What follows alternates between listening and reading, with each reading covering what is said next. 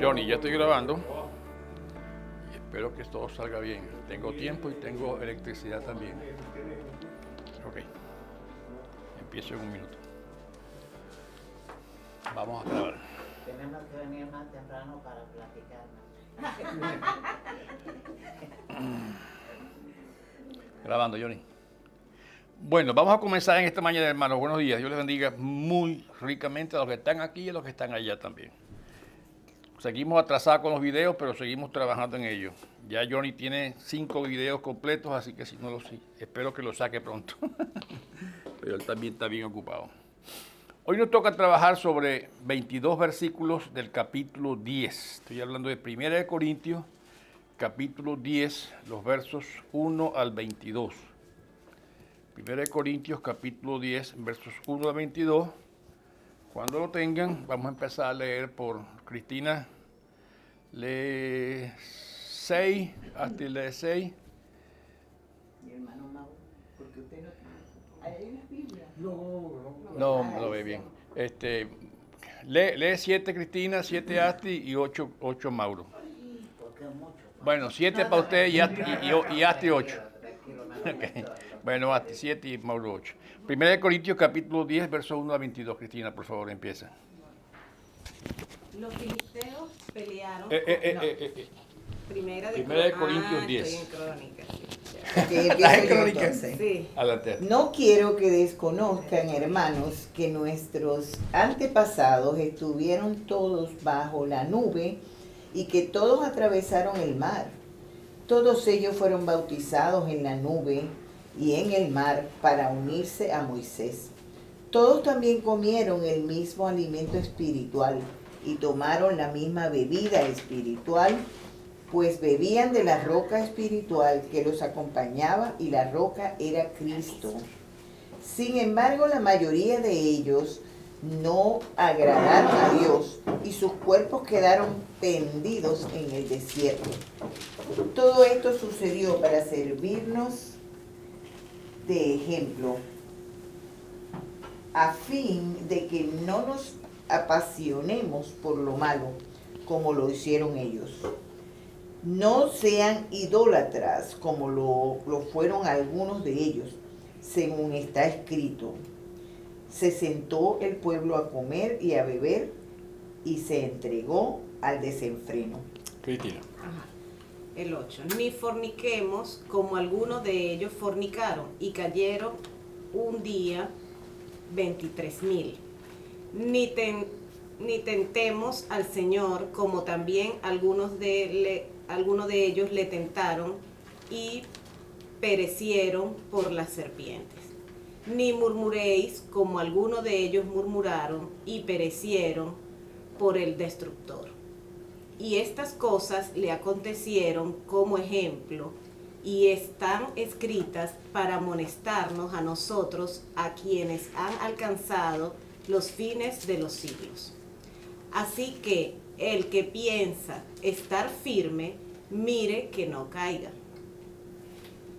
No os ha sobrevenido ninguna tentación que no sea humana, pero fiel es Dios que no os dejará ser tentados, más de lo que podéis resistir, sino que dará también juntamente con la tentación la salida para que podáis soportar.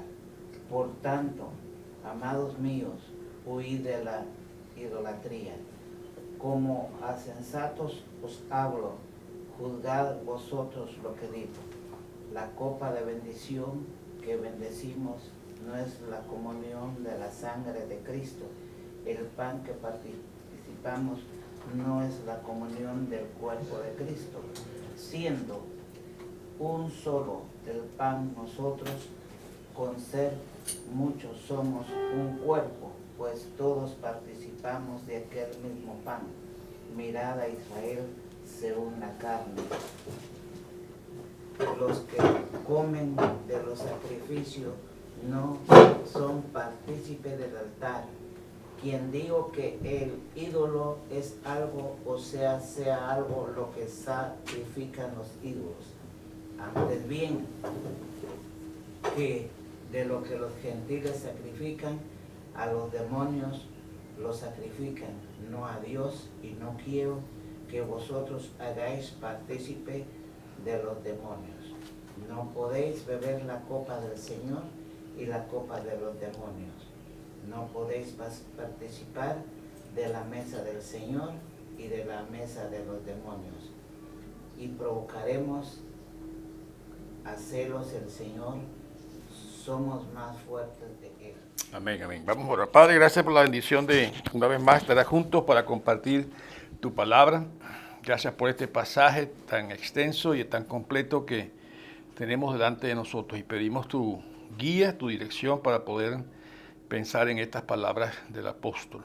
Gracias por cada hermano y hermana que está aquí y los que están viendo también el video. Sigue usando este medio para la extensión de tu reino, según sea tu santa y divina voluntad. Bendice también el culto de hoy, que sea de bendición. En Cristo Jesús lo pedimos. Amén y amén. Bien, otra vez seguimos trabajando en Corintios. Estamos, Pierre y Tere, en 1 Corintios 10, capítulo 10, versos 1 al 22. Y vemos un pasaje largo, completo. Y otra vez Pablo empieza las advertencias a los hermanos de Corintios sobre varias cosas, del peligro. Y recuerden que estamos hablando del dominio propio, y Pablo está haciendo mucho énfasis en el último capítulo 9, la última parte, 24 en adelante, hacía mucho énfasis sobre el dominio propio. Pero aquí está usando ahora, hablando del mismo tema, empieza a usar ejemplos de los israelitas en el desierto. Y claramente lo dice, esto está escrito para nosotros, fue escrito para nosotros. Y usa esta como una advertencia del peligro que puede pasar al involucrarnos en cosas que desagradan a Dios, como fiestas, idolatrías o mal comportamiento sexual. También Pablo hace un énfasis en eso. Por eso está hablando de todos esos privilegios. Y interesante es que está hablando a cristianos de Corintios. Recuerden que Pablo estaba muy seguro, por lo que hemos estudiado antes, que él sabía que no todos los que estaban oyéndolo eran verdaderamente cristianos. Empieza a hablar de los privilegios que tuvieron los israelitas en el desierto. Y lo enumera, ¿verdad? Fueron guiados por la nube y protegidos también, por cierto. Cruzaron juntos el Mar Rojo. Tuvieron provisión del maná que caía del cielo y las codornices, las aves que caían, y una provisión sobrenatural de agua. Todos estos fueron grandes eventos o grandes milagros que los israelitas presenciaron. Yo no sé, hemos visto varias películas sobre el tema del desierto de los judíos, de Israel, y se ve portentoso aquello que se abrió el Mar Rojo, ¿no? Mi esposo y yo tuvimos el Mar Rojo una vez, y yo lo toqué y pedí que se abriera y no se abrió, no sé por qué. Pero me imagino yo, al ver ese mar, pensar que se abra en dos para que un pueblo tan grande como el de Israel pase por él en seco, debió ser una cosa portentosísima, espero que se diga así, portentosa quiero decir. Sin embargo, Pablo está diciendo, a pesar de que vieron estos privilegios, no recibieron todo lo que pudieron haber recibido. ¿Por qué? Por su terquedad, por su propia pecado, vamos a decir un solo nombre, ¿verdad? Por eso, incredulidad, inmoralidad, desafiaron a Dios, murmuraron en contra de Dios. Y yo diría, ¿cómo es posible que pase eso? Recuerden una cosa, hermano, no tenemos por qué señalarlos a ellos solos. Los que estamos aquí sentados somos igualitos o peores. Porque hemos visto maravillas de Dios en nuestra vida, por supuesto que sí. Aquí hay varias sentadas. Pero seguimos nosotros cayendo en este tipo de situaciones. Claro, aquí estamos hablando de sotas muy fuertes como la idolatría. Al final vamos a hablar un poquito más sobre la idolatría nuestra, inmoralidad, desafío a Dios, perdón, y murmuraciones. Y claramente dicen, tanto en el 6 como más adelante, que esto nos debe servir como advertencia. Todo esto sucedió, verso 6, para servirnos de ejemplo a fin de que no nos apasionemos por lo malo como lo hicieron ellos. Nos sirve de ejemplo a nosotros y debería ser así. Sí, por supuesto, ver una nube en la noche, en el día, perdón, guiándonos y cubriéndonos, dándonos sombra en el desierto, y ver una columna de fuego en la noche alumbrándonos y dándonos calor también. Se acuerda que el desierto es frío. Debió ser portentoso. Y uno diría, ¿cómo esto? Todavía desconfía. Porque ellos vieron el mar partido así. Y después unirse. No Y todavía entiendo, porque desconfía. yo he visto cosas en mi vida, pero nada así. A mí, eso es, ¿Y tú crees que si increíble. lo hubieras visto no cometieras pecado más nunca? No, Cuando estoy Pablo, diciendo eso, cuando estoy Pablo diciendo no lo dice es porque nos está advirtiendo a nosotros, ¿ok? Y ese tipo de cosas, repito, idolatría, inmoralidad, desafío a Dios, murmuración, todas estas cosas fueron los que ellos cayeron, y lo dice como advertencia. No podemos desconocer esa historia que nos está contando Pablo. Hay algo interesante aquí que el hermano Mauro traía la semana pasada sobre el bautismo, cuando Pablo habla sobre esa señal de la nube y dice que todos fueron bautizados en esa nube, ¿verdad? Porque no está identificándolo con un bautismo de inmersión de agua. Recuerdan que ya lo leímos en esos versículos que leímos, sino lo está diciendo, se sumergieron en el mar, se sumergieron en la nube. Por cierto, son dos bautismos ahí, habla del bautismo de la nube y el bautismo del mar, y dicen, se fueron bautizados en Moisés. ¿A quién se le ocurre bautizarse en Moisés, verdad? Pero lo que está diciendo es, se identificaron con él, se relacionaron con él, se comprometieron con él, se identificaron con ese líder y se comprometieron a hacer la obra de Dios. Perdón, que aquí tengo agua para algo. Por eso, se relaciona un poco con lo que hablábamos la semana pasada sobre el tema del bautismo. También lo dice en Gálatas 3:27, Romanos 6:3, cuando habla de ser bautizados en Cristo o identificarnos con Cristo como creyentes. Ninguno de estos milagros, las nubes y lo demás que hablé, les garantizó a los pueblos de Israel entrar a ellos a la tierra prometida.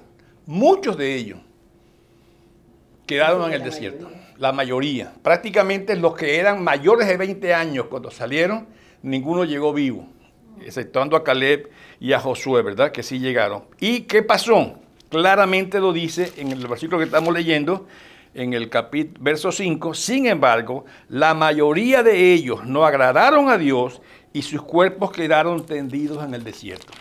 No está hablando Pablo de que se perdieron sus almas, ¿verdad? Que no se fueron con Dios. Está hablando de que murieron como parte del castigo recibido de parte de Dios por lo que habían hecho. Ahora, Pablo dice, por favor, aprendan de esto para que no se apasionen por lo que está malo, o por el mal, o por lo malo. Porque está hablando mucho de esos deseos impuros que hubo en ellos. Y esa es la lucha que hemos hablado en otras ocasiones.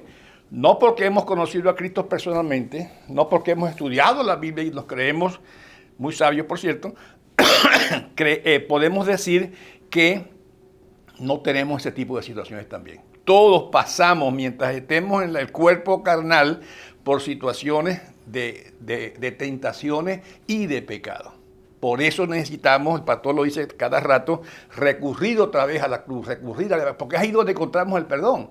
Cada vez que metemos la pata, tenemos que volver a la cruz buscando el perdón. No para ganar la salvación, sino para restaurar aquella relación. Recuerden que los israelitas, lo primero que hicieron, bastante mal hecho, fue el famoso becerro de oro que hicieron cuando Moisés se fue ahí está otra prueba interesante, a Pierre, el monte allá humeando, el monte tronando, el monte haciendo de todo, y ellos aquí echaron unas cositas ahí en un sitio y salió el becerro, así dijo Aarón por lo menos. Y está en Éxodo toda esa historia. En Números habla de las relaciones sexuales que tuvieron los hijos de Israel con otras mujeres de otras tribus que no eran judías, y eso también fue un pecado. Hablaron también de aquellas quejas que hicieron contra Moisés, y fueron precisamente el propio Aarón y la propia hermana de Aarón y de Moisés, que eran hermanos, que cayeron en eso. Miriam. Y hubo un castigo fuerte para Miriam, aunque la restauraron, ¿verdad? Números 21, 4 al 9, por cierto, esa parte si la quieren leer. Y también la famosa rebelión de Coré, aquel famoso líder tribal que se alzó y dice que la tierra se abrió y se tragó 24,000 de un solo bocado, ¿verdad? No es nada fácil. Y habla también de ese famoso ángel destructor, que quizás se refiere al mismo ángel que hubo en Egipto cuando la muerte de los primogénitos. El punto es que Pablo está diciendo, todas estas cosas son consecuencias por las situaciones de pecado que ellos habían caído. Todas. Y Pablo está diciendo, cuídense ustedes de eso. Son ejemplos para nosotros. Por eso claramente dice en el verso 12, mire el que cree estar firme, tenga cuidado, no vaya a caer. Otra vez, Pablo ya lo dijo en los versos anteriores, no está hablando de la salvación, está hablando de la bendición de llegar a la tierra prometida en el caso de ellos, o la bendición de la vida cristiana. Pablo no está relacionando esa pérdida o esa caída. Cuando hablamos del 9, él mismo hablaba de yo no quiero ser descalificado. Pablo corría para lograr la meta que él se había propuesto, había recibido del Señor, de ser hallado en Cristo Jesús. Por eso habla Pablo también de esa gran promesa que hace el Señor a todos cristianos cuando hablamos de tentaciones y de pruebas. Ya dije, todos nosotros lo enfrentamos. ¿Qué promesa tenemos? ¿Quién quiere leer en voz alta el versículo 13? 10:13. No os ha sobrevenido ninguna prueba que no sea humana, pero fiel es Dios, que no os dejará ser probados más de lo que podéis resistir, sino que dará también juntamente con la prueba de la salida, para que podáis soportarla. ¿Cuál es la promesa de Dios? No nos dejará ser tentados o probados más allá de lo que podemos resistir, sino que siempre va a haber una salida a esa tentación. Ahora recuerden No tenemos que pecar, No. porque Él siempre nos va a dar una salida. Va a haber una salida. Ahora recuerden una cosa, hermano. Otra cosa. Recuerden algo, hermano. La salida no necesariamente es quitarnos la prueba. No. Nosotros nos gustaría que nos quitara la tentación, nos quitara la prueba. Pero no es esa la salida que el Señor nos da la capacidad de resistirla, no de que nos las quiten.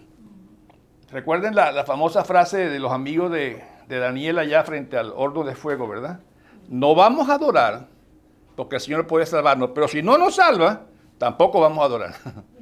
No es decirle, Señor, quítame ese horno de fuego de frente. No, ahí va a quedar el horno de fuego. Y lo tiraron al horno de fuego. Pero pues ya sabemos la historia de ellos. Entonces, está hablando de ese tema. Hay un equilibrio, hay una salida. Dios nos da la salida juntamente con la tentación o la prueba. Y las circunstancias son las mismas, no son distintas. Las mismas que hemos leído ya, las mismas las tenemos todos los días, pero que dice claramente, no tenemos que ceder porque hay una salida. Ahora, por supuesto, la salida es en Cristo Jesús. No es nuestra fuerza, no es nuestra energía, no es mi capacidad de inteligencia que lo logro hacer. Por eso está hablando de todos esos temas. Y sigue hablando después otra vez de la famosa carne sacrificada a ídolos. Y ya lo dijo, la carne no vale nada, cómala sin problema, pero ahora se mete con una situación que los judíos, los cristianos en Corintios están experimentando. Que es que se están involucrando en dos campos a la vez. Él dice, la comida como comida es neutral, pero cómo la hacen o el contexto donde ustedes hacen esa comida es el problema. Porque si lo hacen dentro de un rito de adoración, ustedes se están involucrando en la adoración a ídolos, o a demonios más bien lo dice, ¿verdad? Lo aclara más fuertemente Pablo. Usen el sentido común. Lamentablemente el sentido común es el menos común de los sentidos. La famosa frase, ¿verdad? Por eso cuando hablan, les habla de la comunión del pan y el vino, ahí en el versículo 15, de 16 al 17 por ahí, y les dice, hay comunión con Cristo cuando ustedes hacen esto, y también hay una comunión con el cuerpo. Pero, si ustedes leen un poco más la historia de estos famosos hermanos de Corintios, que eran dificilísimos de tratar, ellos estaban haciendo tanto la comunión y después decían, porque yo hice la comunión allá en la iglesia, ya nada puede dañarme, así que puedo tener comunión también con los paganos y con los ídolos. Y Pablo les está diciendo, tengan cuidado con eso, cualquier cosa de eso es adorar a ángeles caídos o a demonios. Y Pablo dice, Dios los va a juzgar. Otras palabras, hermanos, Dios no juega con sus hijos. Ni los deja pecar por gusto, por decir algo así. Dios, dice la Biblia claramente, en Santiago, que Dios azota a sus hijos. No sé qué significa para ustedes el término azotar, pero a mí me duele el trasero cuando lo oigo. De tanto que me azotaron, ¿verdad? La Biblia habla de esas cosas y Pablo está diciéndole, señores, no jueguen con Dios porque Dios va a tratar con ustedes aún con fuerza, cuando esto pasa. Porque Dios nos tomó por hijos, no nos tomó por cabritos. Y Dios a sus hijos los disciplina, los frena, y a un punto, y lo vamos a ver un poquito más adelante, los puede frenar hasta con su vida, para que su alma no se pierda. Eso fue lo que pasó con los judíos en el desierto. Eran tercos, eran duros, eran difíciles, y aún su vida les costó esa terquedad. Pero no estaba hablando de la salvación. Alguien puede leer en Deuteronomio 32, 17 y 18. Es fácil encontrar Deuteronomio porque es larguísimo. Después buscan el 32, 17 y 18 y lo leen en voz alta. 32, 17 y 18. Ya yo lo tengo y si no le cuenta que yo les voy a ganar.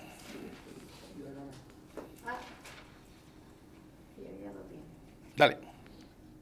Sacrificaron a los demonios y no a Dios, a dioses que no habían conocido, a nuevos dioses venidos de cerca, que no habían temido vuestros padres. De la roca te creó, de la roca que te creó, te olvidaste, te has olvidado de Dios, tu creador. Y pueden seguir leyendo y van a seguir leyendo más cosas fuertes, ¿verdad? Pero no tenemos todo el tiempo del mundo. Todas estas cosas son verdad debido a ¿qué? A que nos olvidamos de Dios. Otra vez, hermano, no miremos tan feo a los israelitas en el desierto. Dentro de poquito vamos a hablar un poco de nosotros. A ver si nos podemos mirar feos entre nosotros también. Por eso en ese pasaje que estamos leyendo, cuando da esa idea de la comunión y el bautismo, habla de esos dos sacramentos. Recuerden que nosotros como cristianos tenemos dos sacramentos básicos en nuestra creencia, que es el bautismo y la comunión. Aunque este pasaje de 1 Corintios 10 no se dedica a hablar de ese tema de los sacramentos, hay otros pasajes que son más completos para nosotros de eso, pero está hablando de ese compromiso, de esa lealtad que se tiene con Dios. Por eso hablamos del bautismo, especialmente cuando hablamos del bautismo de personas adultas, es el compromiso que ese adulto adquiere cuando se presenta ante una congregación, declara su testimonio personal y es identificado con Cristo en el bautismo. En el caso de los niños y de nuestra iglesia, que tenemos ese tipo de denominación y de creencia bíblica, que es el padre que hace el compromiso, el padre y la madre, por supuesto, los padres que hacen el compromiso por el hijo, y la iglesia. Recuerda que cuando el pastor bautiza a un niño aquí, le hace dos preguntas a los padres y después le hace una pregunta a la iglesia. Porque en nuestro caso, nosotros como congregación, por eso nos hablamos de cuerpo, nos estamos comprometiendo a hacer soporte a los padres en la crianza de ese muchacho, de esa muchacha, para que pueda crecer y llegar a un punto donde él después pueda llegar a conocer a Cristo personalmente y abiertamente. Recuerden, nuestro bautismo no es de salvación. Igual que la comunión, me llama mucho la atención que siempre el pastor lo dice cuando tomamos la Santa Cena. Aquí no hay nada mágico, ni el que lo está dando, ni en los elementos. No hay nada mágico aquí. Lo que usted viene a tomar es pan y jugo de uva. Es el símbolo tanto del bautismo, el símbolo tanto de la comunión que estamos creyendo. Tampoco creemos, como algunos grupos que creen que el pan se convierte en carne y el vino se convierte en sangre. No creemos en la doctrina de la transustanciación, bastante larga la palabra, que es lo que creen especialmente la Iglesia Católica, que eso es carne y eso es vino, y ese vino es sangre de Cristo. No creemos eso. Por eso esas doctrinas de la Santa Cena están en otros pasajes distintos, de Mateo, de Marcos, de Lucas, donde Cristo describe todas estas cosas. Pablo apunta más bien a esos errores que los corintios estaban haciendo con ese tipo de actos, que tenían esas prácticas. Otra vez, creían que el tomar la cena les protegía contra todas las cosas y podíamos hacer cualquier libertinaje. Recuerden que en Corintios había dos alas del mismo grupo. Unos que decían, retiremos de todo y no toquemos ni a nuestras esposas, y otros que decían, hagamos de todo porque todo está permitido. Y Pablo está tratando de aclararle a esos dos grupos el centro de la doctrina cristiana. El tomar la Santa Cena no nos libera de nada. Y yo diría que es parte de la idolatría que a veces los cristianos evangélicos, por darles un nombre más específico, tenemos en este tiempo, que creemos que hay ciertas cosas sagradas para nosotros. Ustedes han visto aquí en el frente de la iglesia, de la puerta, una Biblia abierta. Lo que está diciendo es que aquí la Biblia lleva el centro para nosotros. No que la Biblia está protegiendo la entrada de ningún demonio a la iglesia. Pero hay personas que tienen miedo y duermen con la Biblia así en la cabeza. Yo tenía ya murió, tenía un tío que cuando quería hacer su devocional y había muchos problemas, el teléfono, la familia, agarraba una Biblia y un himnario y sacaba al demonio con eso del cuarto. No, lo es cierto. Y otros lo hacen. Aquí en algunas Semanas Santas han estado dando una ramita el domingo de Ramos. Por supuesto, para nosotros es un ejemplo de lo que pasó. Alguna gente quiere pegarlo en la puerta de su casa. No protege nada, la ramita no es mágica. Lo siento. Pueden ponernos la ramita más bien de la matica que está dando aquel para ver si se le baja el colesterol y el azúcar. Pero Pablo dice, tengan cuidado porque todas estas cosas que están haciendo pueden perder la bendición, y no habla de la salvación. Esos caídos en el desierto, ya dije que no dice que se perdieron. Josué y Caleb fueron aquellos que fueron, además de los que tenían menores de 20 años, que fueron usados hasta el final de todas estas cosas. Pero sí habla, tanto en Pablo como allá en el Antiguo Testamento, habla de la muerte física como parte del castigo de Dios para el cristiano que no obedece su voluntad. Que quiere permanecer al Hijo de Dios, que quiere permanecer en ese plan. ¿Alguien quiere decir algo de eso? Está bien, no lo diga mejor. Por eso dice, cuando Pablo está hablando de la Santa Cena, un poquito más adelante, en el 11, si ustedes brincan un capítulo después del 10, en el 11, cuando Pablo dice, así que cada uno, 11:28, así que cada uno de ustedes examínese a sí mismo antes de comer el pan y beber la copa, porque el que come y bebe sin discernir el cuerpo, come y bebe su propia condenación. Dice el 30, por eso hay entre ustedes muchos débiles, enfermos e incluso varios han muerto.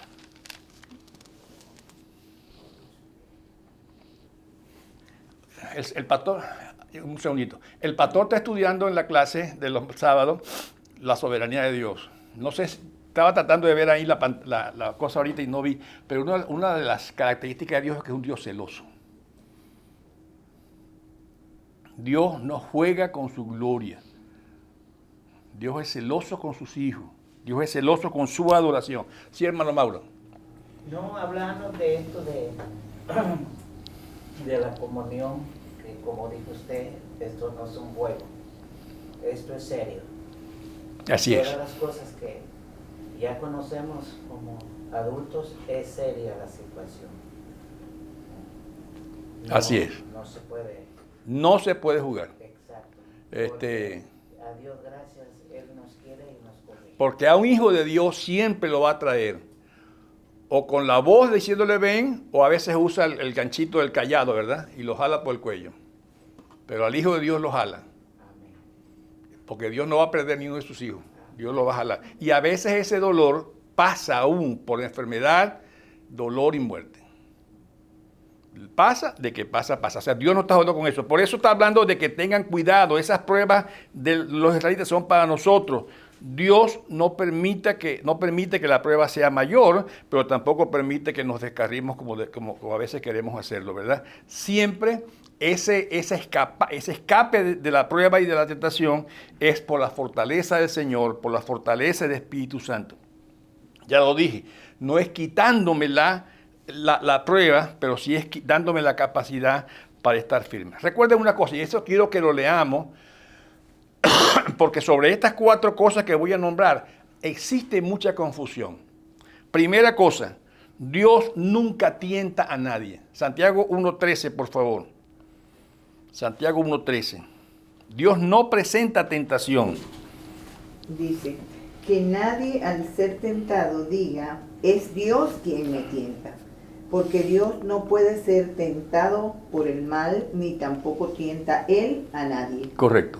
Todo lo Sigue, perdón. Todo lo contrario, cada uno es tentado cuando sus propios malos deseos lo arrastran y seducen.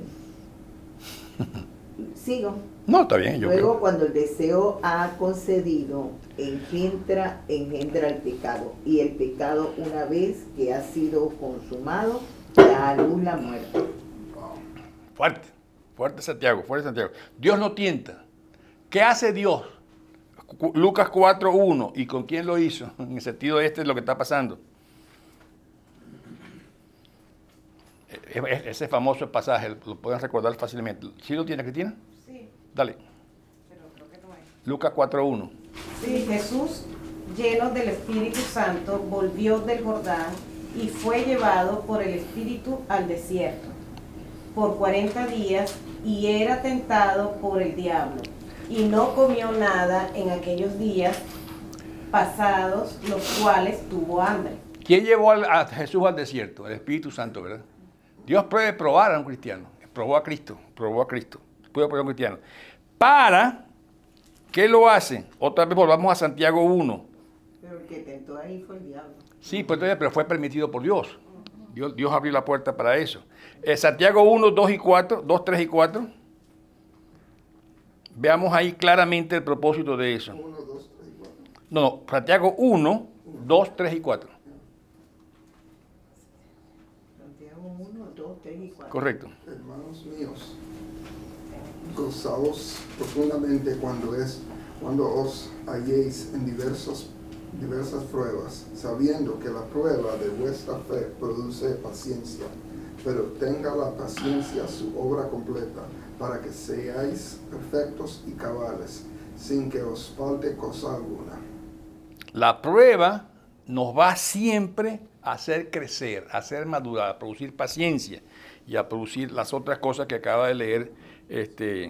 Y por último, lean por favor Mateo 6:13, para ver qué podemos hacer nosotros.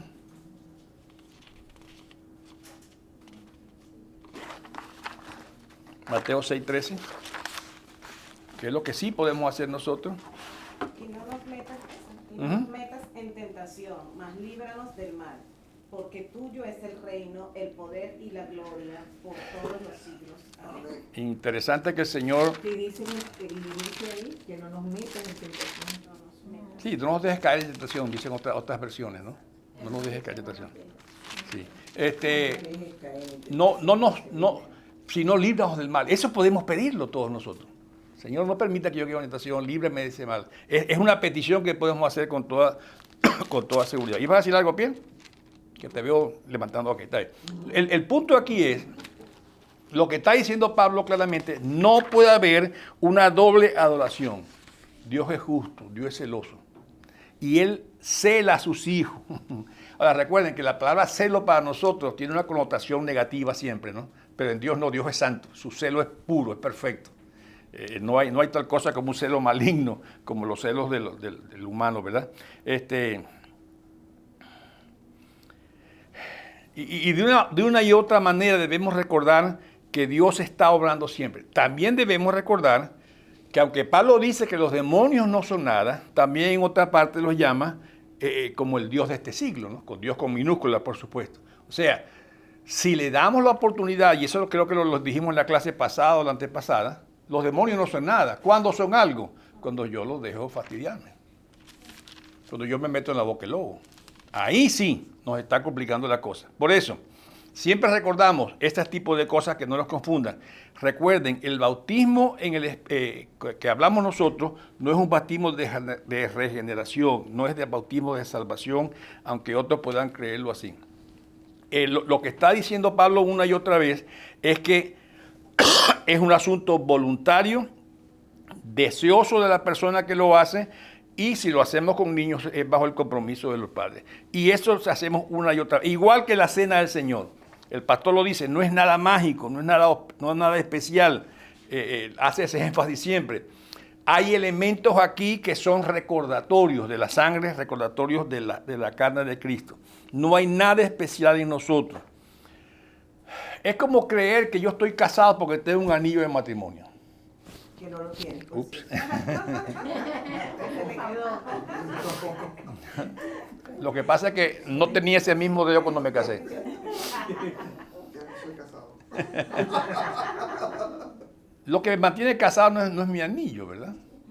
Tampoco hay un matrimonio feliz y Pierre y Tere están al frente de las parejas de matrimonio aquí en la iglesia, sencillamente porque me dan regalos, porque salimos a comer. No hay nada de eso. Si no hay un amor genuino entre la pareja, de nada sirve, de nada funciona. Y así es con el Señor. La relación con Dios es una relación viva, personal. ¿Cómo más explicarlo? Ustedes ayúdenme porque yo no sé explicarlo. Lo que estoy hablando es que es una relación viva. Ni siquiera venir a la iglesia. ¿Cuántas veces no hemos visto gente que va a la iglesia el domingo solamente por una costumbre familiar? Si no vengan aquí el domingo de Thanksgiving Day, todo el mundo viene a la iglesia. O el domingo de resurrección. Son costumbres que se han hecho, pero no son reales. No nos justifica. Por eso es lo que está diciendo Pablo aquí. Todo lo que ustedes están haciendo no los está justificando, a menos que tengan una relación personal con Cristo. Es un deseo genuino, una realidad espiritual. Fíjense que en el caso de los israelitas, por eso lo saca Pablo, ni siquiera estos grandes milagros tienen importancia en medio de esto. Ustedes lo vieron y sin embargo están haciendo lo mismo. Y Pierre dice que él nunca ha visto un milagro grande, pero Pierre, la regeneración de una persona es más grande que abrir el mar rojo. Porque el corazón del hombre no lo cambia nadie. Quizá usted puede dividir el mar con un puente si lo quiere hacer, lo puede hacer. O una represa que haga en un río y lo divide, ¿verdad? Y después vieron el río Jordán también abierto, ¿no? Para pasar en seco. Ahora, ¿qué estamos viendo aquí? Que ni siquiera los grandes milagros milagrosos, valga la redundancia, ni siquiera los grandes milagros milagrosos son garantía de nada. Y lamentablemente hoy estamos cayendo en unas bases de cristianismo muy, muy materialista. Yo paso todos los días por una iglesia trabajando en flyer que dice tiempo de milagro. Los milagros son hermosísimos, pero no convencen a nadie. Si no, a Cristo no lo hubieran crucificado. Porque el tipo que hizo más milagros que Cristo no puede haber, ¿verdad? Y milagros más evidentes. Pero los milagros no convencen a nadie. Los milagros no tienen ninguna fuerza. Hoy inclusive hemos caído en el materialismo de decir... No, es como con el hombre rico y Lázaro. Fue Abraham que dijo que aunque vean un hombre levantarse de la muerte, que no lo van a creer, porque ya tienen los profetas, tienen la palabra, tienen todo. Si ven a un hombre que está vivo, de la muerte, no lo van a creer tampoco. Y hay personas que Jesucristo curó y solamente querían el milagro. Querían el milagro. No creyeron en Ni siquiera los milagros. Hoy hablamos más a veces hablamos de un milagro, de un cristianismo que se basa mucho en si tienes mucho dinero y tienes buena salud, si eres próspero y tienes buena salud.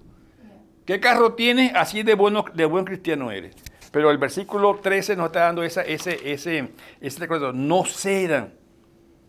Lamentablemente, hoy en día, y yo lo he dicho en otras clases, yo creo que por eso Dios se aseguró que no quedara nada en la tierra que sea una evidencia perfecta de Cristo o de Moisés o de cualquiera de esas cosas. Uno cuando va a Israel, uno se desanima porque dice, los mismos guías te dicen, aquí no hay nada original. Quizás una cosita por allá que dicen, aquí estuvieron los soldados romanos. Pero el problema es que nosotros los hombres somos muy idólatras de las cosas materiales.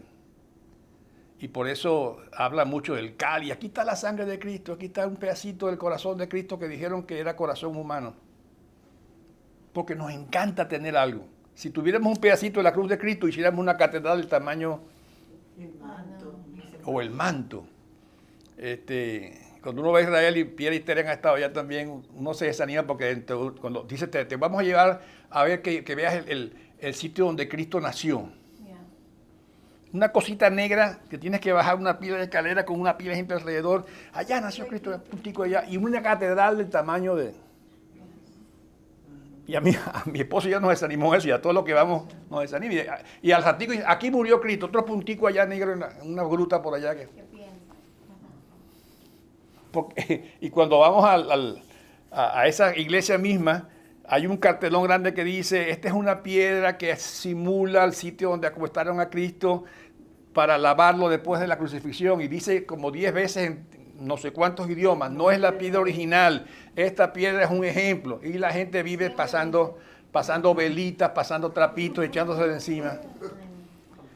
Porque nosotros somos dados a eso, nos gusta lo material. Mira cómo lo sabe Dios que lo dijo así, que no iba a dejar nada. No quería dejar nada porque nos apegamos a lo que haya. Somos así de tercos. Y nosotros como cristianos a veces tenemos ese tipo de cositas también. Cuando hablé de la Santa Cena, aquí hay gente que dice, a mí me lo han dicho, gente de esta iglesia, el pastor ya no parte el pan, no me gusta la Santa Cena porque no parte el pan. Yo lo parto en mi mano. Yo lo parto con los dientes. Pero a mí, gente de esta iglesia me lo ha dicho. Es como que una cosa que hago para repetir que he was broken for us. Sí, es bonito. Yo entiendo que eso no tiene nada que ver. No tiene nada que ver. Pero hay gente que sí lo ve. Y ha dicho, no me gusta la Santa Cena porque aquí no parten el pan. Ay, Y ahora dan una galleta, imagínate. Y la Biblia dice de pan y esto dan galletas. Hermano, no hay nada en la galleta ni nada en el pan. Nada de eso trae ningún tipo de conexión espiritual con Dios. Pero así somos de terco. Y digo somos porque no quiero señalar a nadie, somos porque todos somos así. Algunos con unas cosas, otras con otras, ¿verdad? Pero recordemos que hay cosas abiertamente paganas que la Biblia nos advierte que no debemos caer en ellas, como esa adoración a los ídolos, ¿verdad? Otras que son neutrales. Ahora, esas cosas son quizás amorales. Cuando digo amoral quiere decir que no es inmoral en sí misma. ¿Puede una cosa amoral convertirse en inmoral? ¿Creen que sí? Yo creo que sí. Yo creo que sí. Yo creo que sí. El trabajo, ¿será moral o inmoral? ¿O amoral? Es amoral. ¿Puede convertirse en inmoral el trabajo? Uh-huh. Hay gente que se vuelve trabajólica y pierde familia, pierde salud, pierde lo que sea por estar trabajando. Y no quiere retirarse. No, estoy jugando con mi esposa. Ella y yo estamos de acuerdo. Pero cualquier cosa en exceso, por buena que sea, desde la comida sabrosa, por cierto, puede convertirse en una carga para nosotros. La comida, ¿verdad, Pierre? El trabajo, la comida. Puede ser que nosotros empezamos a cambiar. Mi proveedor, en vez de ser el Señor, es mi trabajo. Y digo, si dejo el trabajo me voy a morir de hambre. O es que cambiaste el proveedor de repente en el camino. Por eso digo, no es una cuestión de que si es malo o es bueno. Nosotros teníamos un amigo en Maracaibo hace años, mi esposo y yo, que no podía ni comer torta que tuviera alcohol. O sea, que algunas cake o algunas flam le echan un poco de alcohol. Y él ni eso podía ni probar. ¿Por qué? Porque él había sido alcohólico. Y tenía una barrera con eso.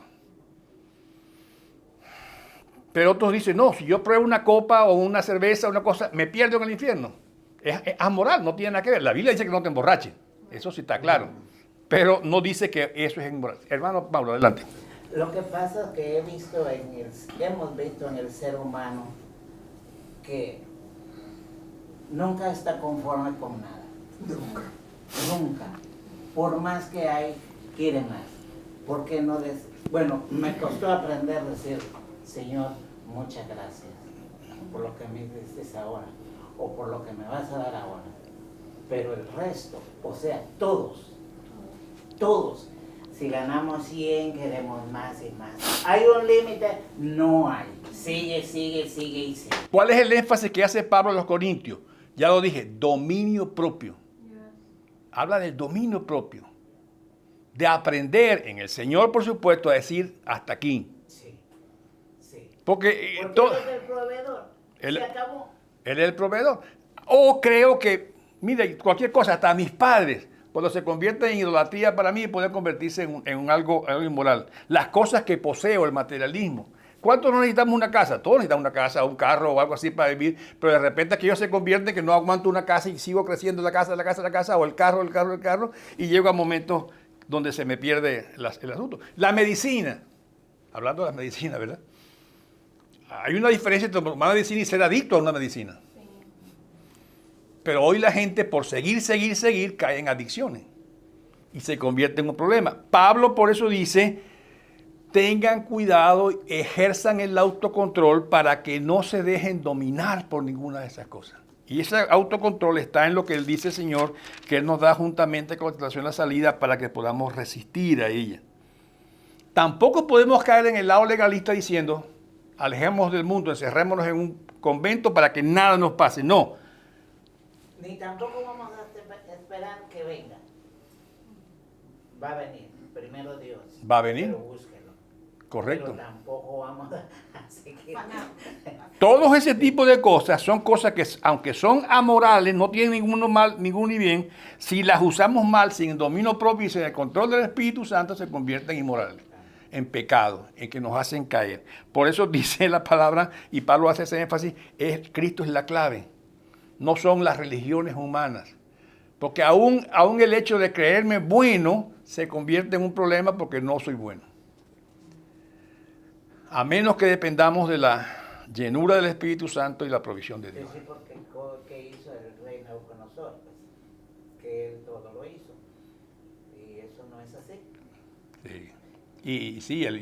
Y él mismo dijo, mira todo lo que yo he hecho aquí con este reino, ¿verdad? Y el rico igual, la famosa parábola del rico que dijo, alma mía, gózate porque tienes todo esto. Necio, le dice el Señor. Así que tengamos cuidado. Pablo está levantando esa imagen clara a los corintios diciéndoles, no sean tontos, miren el ejemplo de Israel, miren lo que les pasó a ellos, no dejen ustedes amar, no se pongan ustedes a amar lo malo, amen más bien lo bueno. Amén. Amén. Gracias, hermano. Vamos a orar. Padre, qué bendición poder encontrar en tu palabra una base para poder caminar diariamente en nuestra relación contigo. Tú no quieres, Señor, que tengamos ningún otro ídolo, ni siquiera lo más hermoso de nuestros padres, de nuestro trabajo, nuestra ciudadanía, nuestra esposa, nuestros hijos, que ocupe el primer lugar. Por eso tú dices que el que no niega a padre y madre, o a hijos, a esposa, no porque no los quieres a ellos, sino porque tu prioridad siempre debe ser el Señor. Gracias, Señor, por enseñarnos estas cosas, que tú no compartes tu gloria con nadie. Tú eres celoso y eres justo, Señor. Enséñanos estas cosas, a caminar en ti. A nosotros, a los que nos ven por el video, a mis hermanos en la iglesia. En Cristo Jesús lo pido. Amén y amén. Gracias, hermano. Ustedes son una bendición para mí. Igual los que están viendo el video. Hasta luego. Igual que tú.